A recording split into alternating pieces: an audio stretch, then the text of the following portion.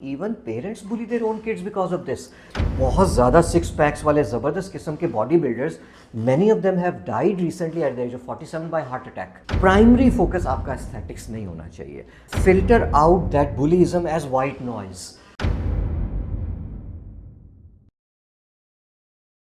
Aesthetics की base पे बच्चे को बुली किया जाए। अच्छा, यहाँ पे इट्स नॉट ओनली, ये चीज़ मैं सबको बड़ा क्लियर करना चाहूँगा, मदर्स को ख़ास तौर पे। देखो, it's not just the weight of the kid कि यू आर टू स्किनी इसलिए हम तुम्हें बुली कर रहे हैं, द बुली किड्स, या you are too chubby, you have saggy chest इसलिए हम तुम्हें बुली कर रहे हैं। What about the guy with the glasses और ब्रेसेस और टीचर्स पेट और रिच किड और किड जिसके आज वो इस्त्री करके नहीं कपड़े आया, या whatever. Bullyism doesn't just see aesthetics, bullyism is a whole different thing. उसको अगेन नॉट माई फील्ड, लेकिन मैं सिर्फ इस पर एक कमेंट करूँगा कि यहाँ पे you need to make your kid confident enough to just filter out that bullyism as white noise. अगर आपको किसी ने कोई भी ऐसी बात कह दी है जो आपको लगा कि यार दैट्स डिसरिस्पेक्टफुल, ये मेरी पेरेंट्स पे या मेरी किसी भी बात पे मेरा मजाक उड़ा रहे हैं, the kid needs to be strong enough and mature enough, और ये माँ और बाप ही कर सकते हैं, टीचर्स भी of course, to teach that kid कि यार just ignore it. Once you don't respond to the bully, that's where the bully gets their energy from. And on top of that, unfortunately, even parents bully their own kids because of this. Right? देखो, उस बच्चे बेचारे की क्या गलती जिसको आपने toddler हालत में ही जंक फूड पकड़ाना शुरू कर दिया था। उसको तो नहीं पता था उस एज में कि मेरे लिए अच्छा है या नहीं। So if you need to, I know कि आपको थोड़ा सा वरी हो रहा होगा कि मेरा बच्चा चबी साइड पे क्यों है और ओबीस साइड पे क्यों जा रहा है, लेकिन एग्जैक्टली यही बात कि you are to blame in that कि आपने उसको इस हालत तक पहुंचाया। अच्छा, दूसरी बात, आपने उसको बुली भी नहीं करना इस बात पे।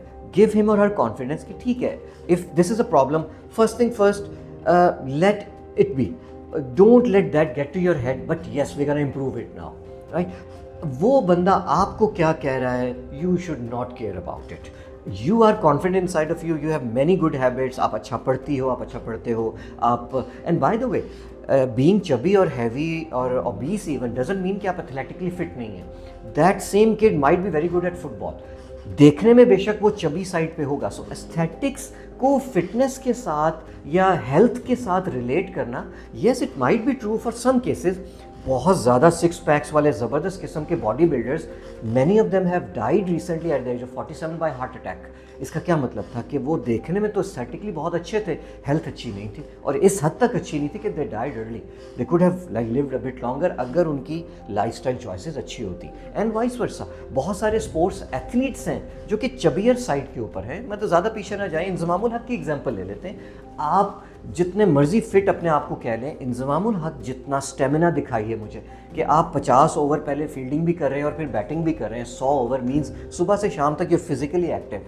तो इसमें अगर he is on the heavier side या he was on the heavier side doesn't dictate कि वो अच्छा एथलीट नहीं है। सो अपने बच्चों का ये पोटेंशियल ज़रूर नोट कीजिए कि अगर वो थोड़ा चबियर साइड पे but is good in any sport, हो सकता है स्विमिंग में अच्छा हो, या इवन एनी लाइक स्नूकर, बेशक एक ऐसी गेम नहीं है जिसमें फिजिकली, बट फिर भी खड़े होके तो खेली जा रही है ना, मूवमेंट तो है उसके अंदर। इवन इफ ही और she is good at that, promote that कि यार एक्टिव हो। यस ऑफ कोर्स, उससे बहुत बेहतर है कि कोई फिजिकली चैलेंजिंग उसके ऊपर जाएं हम, लेकिन माय पॉइंट के पॉजिटिव के ऊपर फोकस करना है, स्टेप बाय स्टेप आगे जाना है, नेगेटिव के ऊपर लेके नहीं बैठना कि मुझे वो बच्चे को भी कि मुझे वो बुली कर रहे हैं, आगे से फ्रस्ट्रेट हो रहे हो, डिसहार्ट हो गए हो, डीमोटिवेट हो गए हो, पढ़ाई पे भी ध्यान नहीं जा रहा है, ये चले गए आप नेगेटिव साइड के ऊपर। पॉजिटिविटी क्या है यार, उनके कहने से क्या फ़र्क पड़ता है, I don't care, I am gonna improve, I am gonna show them, पहली चीज़। अब आ जाते हैं एस्थेटिक्स के ऊपर।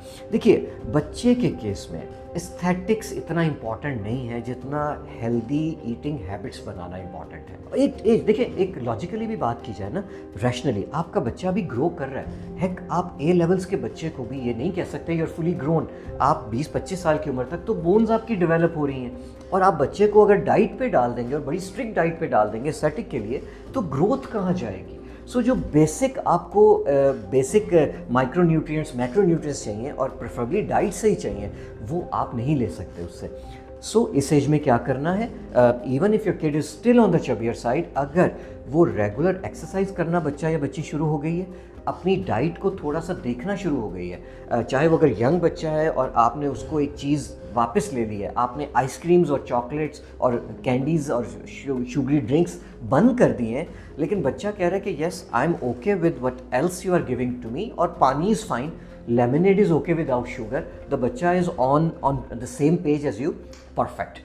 बेशक अगर उसका एस्थेटिकली कोई फ़र्क नहीं भी पड़ रहा है, क्यों, इस वक्त वो जो हैबिट्स बन रही हैं, इन हैबिट्स की वजह से अगला 1 साल 2 साल 3 साल वेट कर लें, उसके बाद जब वो एक सर्टन एज पे पहुंचेगा, और बाय द वे एक टाइम आता है कि बच्चे एकदम से ग्रो करते हैं, उससे पहले पहले अगर आपने उसकी आदत अच्छी बना दी है तो बच्चा उस ग्रोइंग हालत में ऑटोमेटिकली थोड़ी बहुत फैट, ऑटोमेटिकली बच्चों का वैसे ही नेचुरली मेटाबॉलिज्म तेज़ होता है, और अगर आपने उसको एक्सरसाइज की आदत डाल दी है तो रेस्टिंग मेटाबॉलिज्म और तेज़ हो जाएगा, और वो एक्सेसिव कैलोरीज बॉडी खुद ही बर्न करना शुरू कर देगी। प्राइमरी फोकस आपका एस्थेटिक्स नहीं होना चाहिए, back of the mind health, a healthy body, मैं ये I can not emphasise it more when I say healthy body होगी तो फैट लॉस होगा।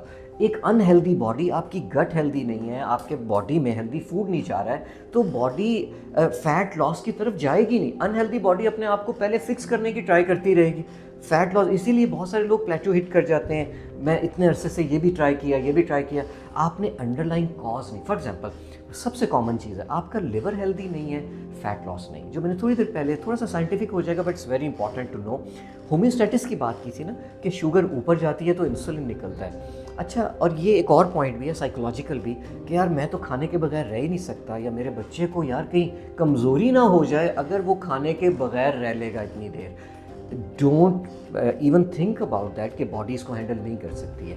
आपका ब्लड शुगर लेवल जब गिरेगा ना, तो सेम पैंक्रियास जो अभी इंसुलिन निकाल रहा था, उसी में ग्लूकागॉन निकलेगा वहाँ से, जो कि आपके फैट सेल से ग्लूकोनेजेनेसिस होता है, आपके लिवर की हेल्प से लो शुगर को हाई कर सकता है। और हाई से क्या मुराद है, होम्योस्टेटिस या नॉर्मल लेवल पे ले आएगा। फास्टिंग में यही हो रहा होता है। फास्टिंग में आप अब देखिए, इस्लामिक फास्ट भी तो है ना, हम पानी भी नहीं पी रहे होते उसके अंदर। इंटरमीडिएट फास्टिंग में तो फिर चले, वाटर फास्ट में आप पानी पी रहे होते हैं। तो इसका मतलब है कि इस्लाम में अगर फास्टिंग दी गई है तो there must be a reason behind it कि आपकी बॉडी हैंडल कर सकती है, तो वो दिया गया है। सो ग्लूकागॉन, याद रखिए कि इंसुलिन का ऑपोजिट जो एक किस्म का है, ग्लूकागॉन आपके लो ब्लड शुगर को नॉर्मल तक ले आ सकता है। सो अगर आपने खाना नहीं भी खाया या कुछ ऐसी चीज़ें नहीं भी बॉडी को दी हैं जो कि शुगर की फॉर्म में आती हैं, और शुगर आपको लगता है कि लो, it's not the sugar getting low, it's your mind playing tricks on you,